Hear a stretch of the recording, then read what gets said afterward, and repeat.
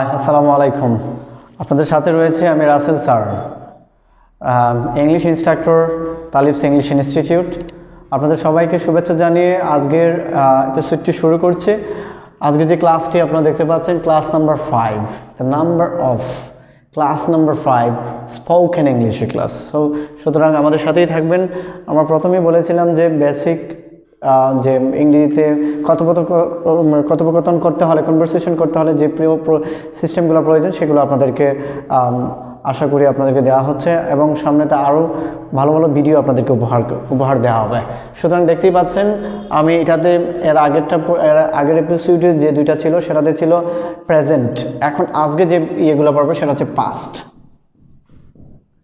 অর্থাৎ past work, অর্থাৎ অতীতে যে কাজটি সম্পূর্ণ করা হয়েছিল, অতীতে সম্পূর্ণ যে কাজটা করে, যেমন আমি খেয়েছিলাম, আমি এসেছিলাম, আমি ঢাকায় গিয়েছিলাম, এই জাতীয় যদি কোনো কিছু হয় তখন আমরা এই প্যাটার্নগুলো আমরা ইউজ করতে পারবো, অর্থাৎ কাজ থাকতে হবে। ওকে, সো এখানে দেখতে পাচ্ছেন ভার্বস 2।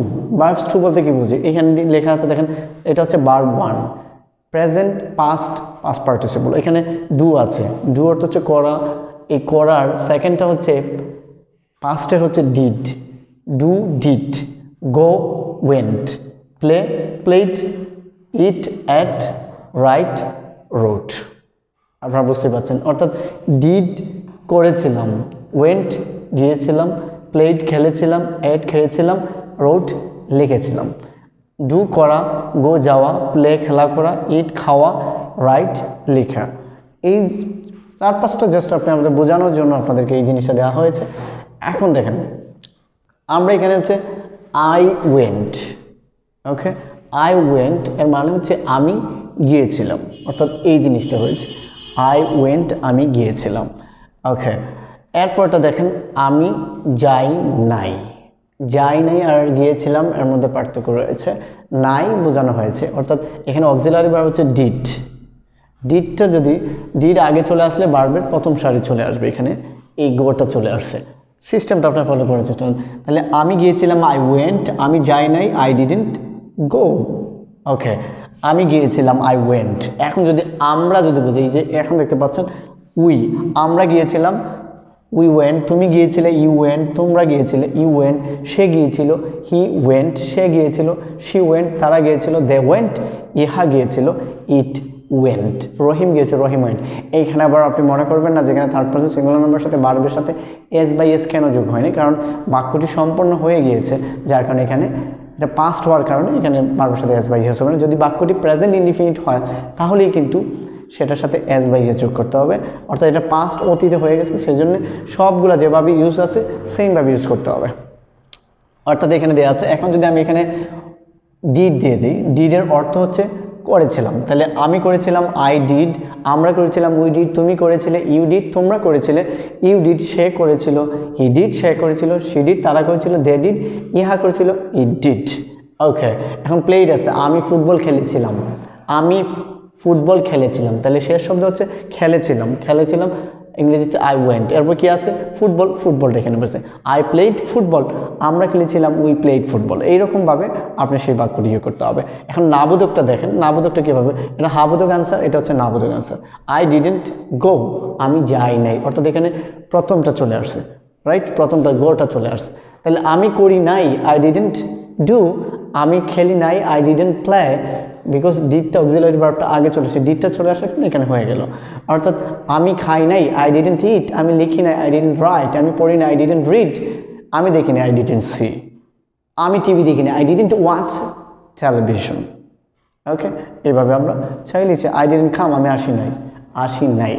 ওকে, সো এইভাবে আমরা এটা হাবোধক এবং নাবোধক, যদি আমরা যদি কোনো আনসার যদি হাবোধক দিতে চাই তাহলে আই ওয়েন্ট সূত্র দিয়ে আপনি আপনার যে ওয়ার্ডটি বলতে চান সেই ওয়ার্ডটি আপনি এখানে লাগিয়ে দিলেই আপনি হয়ে যাচ্ছে। নাবোধক হলে ডিডেন্ট থাকবে, ডিড নটকে ডিডেন্ট বলা হয়।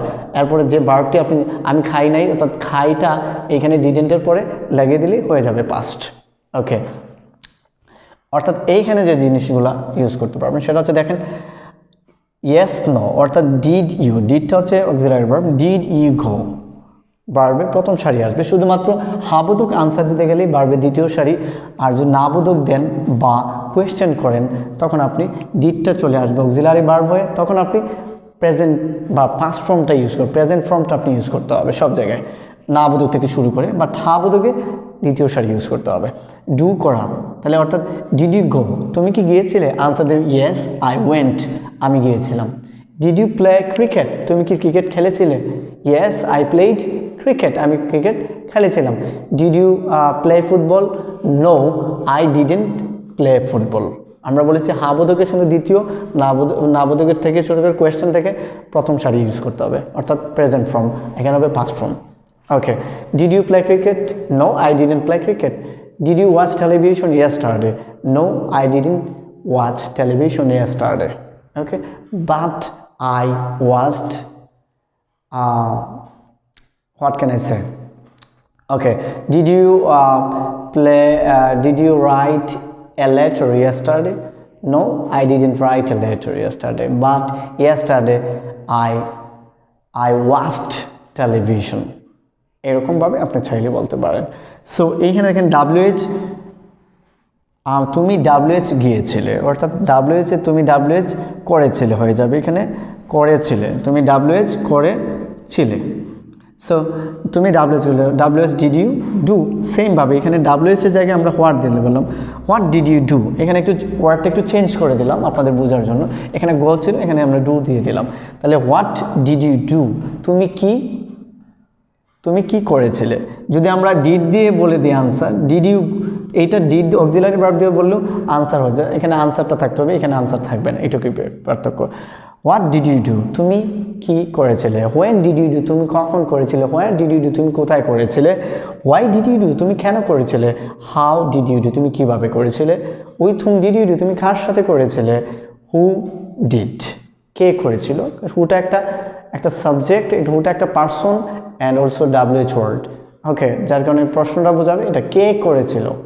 হু, আগে বাংলাটা আপনি ডিসিশন নেবেন, বাংলাটা কে করেছিল, হু ডিড, কারা করেছিল, হু ডিড সেম হবে, কোনো চেঞ্জ হবে না।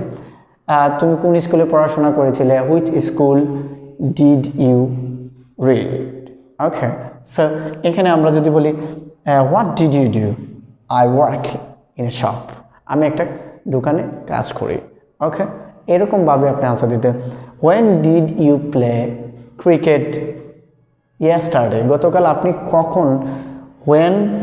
When did you play cricket, গতকাল তুমি কখন ক্রিকেট খেলেছিলে। তাহলে আপনি আনসার দিতে পারেন, যদি হা হন তাহলে এটা যে I played cricket in the afternoon, আমি বিকালবেলায় ক্রিকেট খেলেছিলাম। আর যদি গতকাল আমি ক্রিকেট খেলি নাই, actually I didn't play cricket yesterday, গতকাল আমি ক্রিকেট খেলি নাই।